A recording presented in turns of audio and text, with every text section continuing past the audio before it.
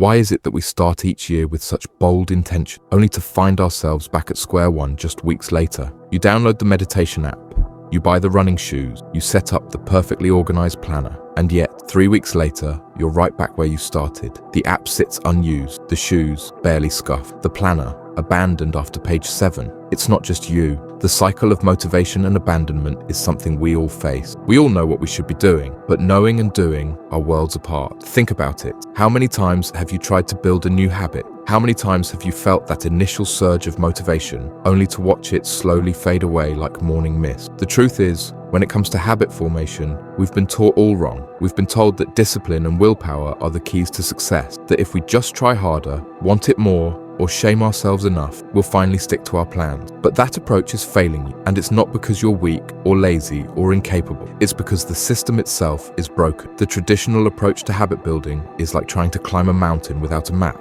Exhausting, frustrating, and ultimately unsustainable. But what if I told you there was another way? A path that works with your psychology rather than against it? Because here's what nobody tells you about habits that actually stick. They're not built on motivation at all. Motivation is like a fair weather friend, thrilling when present, but nowhere to be found when you really need it. Real lasting habits are built on something much more reliable. They're built on system, on environment, on identity. Let's start with what doesn't work. Setting massive goals without a clear path to get there, relying on willpower alone, trying to change too much at once. These approaches fail because they ignore how our brains actually function. They work against our natural tendencies rather than with them. Think of it this way. Willpower isn't an unlimited resource. It's more like a muscle that gets tired. Each day, each decision, each temptation, they all drain that finite reserve. By evening, your willpower muscle is exhausted. Is it any wonder that your best intentions crumble right when you need them most? But here's where it gets interesting. When we understand how habit formation actually works in the brain,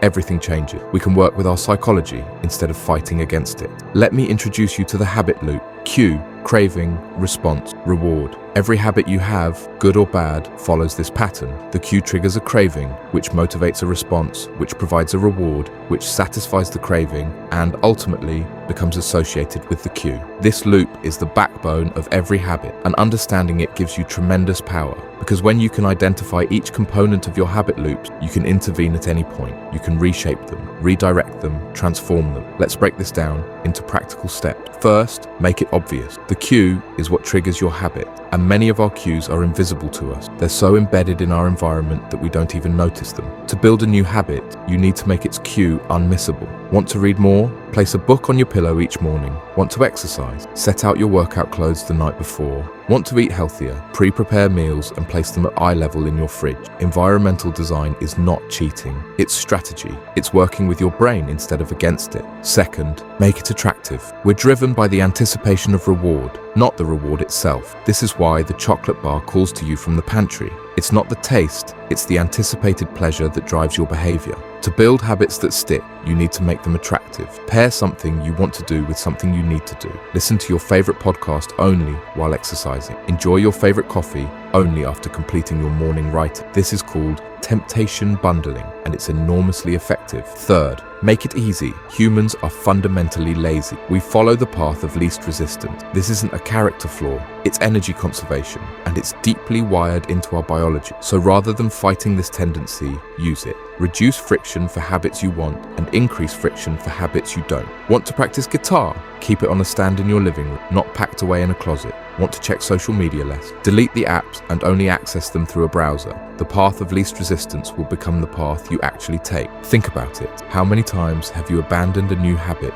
not because you didn't want to do it, but because it was just too inconvenient in the moment? Fourth, make it satisfying. We repeat what we enjoy. This is perhaps the most important rule of all, yet the one we most often ignore. If your new habit isn't immediately rewarding, you'll struggle to maintain it. The human brain prioritizes immediate rewards over delayed ones. This is why it's so hard to save money, eat healthy, or exercise regularly. The rewards are all delayed. To overcome this, you need to add immediate rewards to your habits. Completed a workout? Give yourself 5 minutes of guilt-free relaxation. Saved money? Transfer a small percentage into a fun fund. Make the immediate experience of your habit more enjoyable, and you'll be more likely to repeat it. Now, let's address the elephant in the room, failure. You will fail, your streak will break, You will miss days. This is not a sign that you're doing it wrong. It's an inevitable part of the process. The difference between those who build lasting habits and those who don't isn't that some never fail. It's that some know how to get back on track when they do. This is called the never miss twice rule. If you miss one day,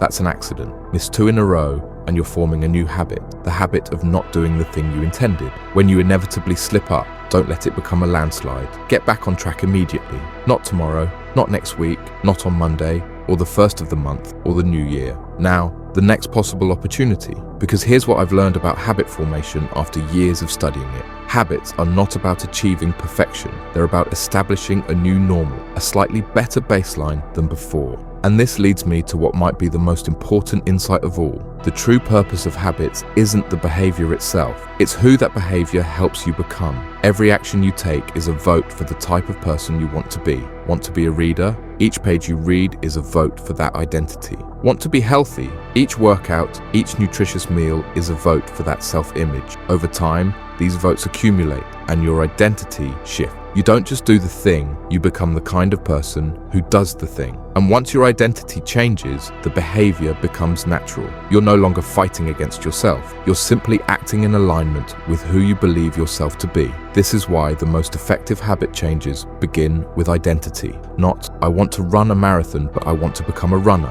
Not, I want to write a book, but I want to be a writer. Decide the type of person you want to be. Prove it to yourself with small wins. Watch as your identity and your habits transform. Let me share something personal with you. For years, I struggled with consistency. I'd start strong with new habits, exercise routines, writing practices, meditation, only to abandon them weeks later. Each failure reinforced my belief that I was just not a disciplined person. But when I began applying these principles, making cues obvious, making habits attractive, making them easy and making them satisfying, everything changed. I stopped relying on motivation. I designed my environment for success. I focused on identity-based habits, and gradually, the person I was becoming aligned with the person I wanted to be. The habits that once required enormous effort now feel natural, even necessary, not because I found some magical reserve of willpower, but because I worked with my psychology rather than against it, and you can do the same. So let's summarize what we've learned. Forget motivation. Design systems instead.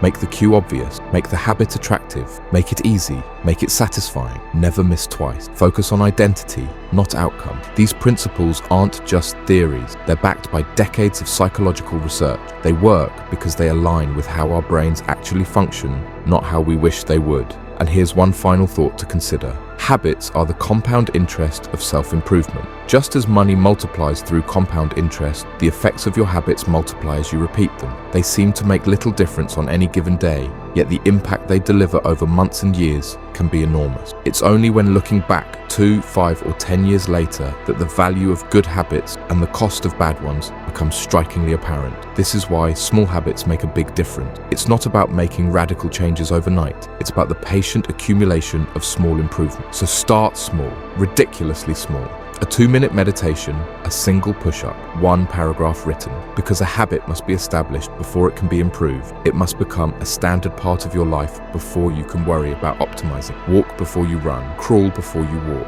Your new habits don't need to be impressive at first. They just need to exist. Build the habit first, perfect it later. The journey of building lasting habits isn't about finding perfect conditions or mustering superhuman willpower. It's about making the journey itself valuable, enjoyable, satisfying, because when the process becomes the reward, the habit becomes who you are. And that's when habits truly stick. The question isn't whether you'll form habits, you already have them. The question is whether they're taking you where you want to go. So start today, not with giant leaps, but with tiny steps. Not with perfection, but with consistency. Your future self is watching, and they're counting on you to start building the habits that will shape who they become. Make them proud.